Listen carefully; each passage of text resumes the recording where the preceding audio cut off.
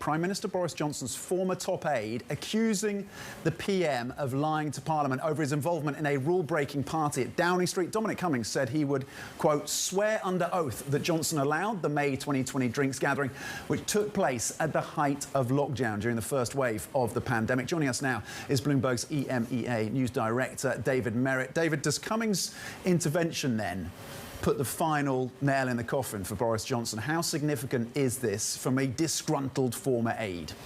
Well, quite. Disgruntled former aide is the key thing, where this attack is coming from. You know, not many fans of Dominic Cummings in the Conservative Party, potentially not amongst the public at large. Remember, this was the person who, back in that first lockdown, excused himself for driving around the north of England with his family, saying he was testing his eyesight. So I think, you know, he's not necessarily the best person to put that final nail in the coffin. But of course, he has been behind many of these leaks and many of these allegations of wrongdoing. And he was there in the building. I think we're going to have to see who else comes out and perhaps corroborates this claim. He talked about other people who were in the room, as it were, with those warnings to the Prime Minister. We've had other reporters over the last few days saying that. No one else going on the record, though. So we're still in this kind of holding pattern at the moment as we wait for this Sue Gray report into exactly what happens. But of course, Mr. Cummings' intervention kind of keeping the story alive, as it were, drip-feeding more allegations.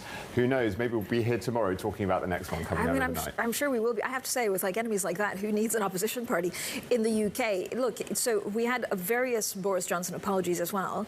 And this is maybe a very Italian question, but we talk about the UK Tory party rage. Is it a rage, or is it kind of they're just asking questions? Is it simmering?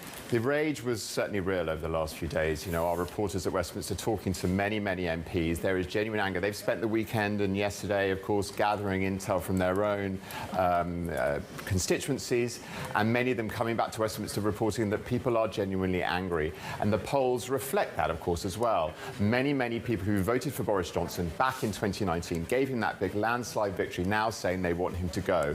It's not quite at the overwhelming stage, though, at this point. You know, a lot of people still sitting on their hands, waiting and seeing. The cabinet, crucially, falling into line. You know, let's keep an eye on Rishi Sunak, the Chancellor. He's been pretty invisible the last few days. Is he just biding his time to see which way the wind blows?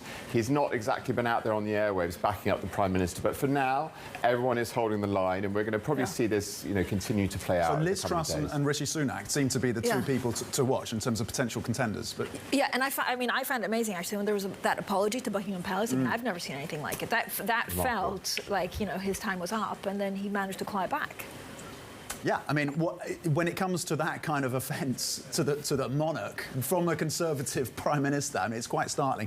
But in terms of contenders, just briefly, you're saying that Sunak's keeping a low profile. Liz Truss, one to watch as well? She's clearly one to watch as well. Yeah. She's made no secret of the fact that she has ambitions for the top job. Other names now emerging as well. Penny Mordaunt, Trade Minister, you know, other backbenchers, of course, you know, somebody like Jeremy Hunt, who ran against Boris Johnson for the leadership after Theresa May stepped down. Many people will come out the woodwork, I'm sure, as and when the moment comes. But for now, it's pure speculation. We're going to have to see how this week really works out.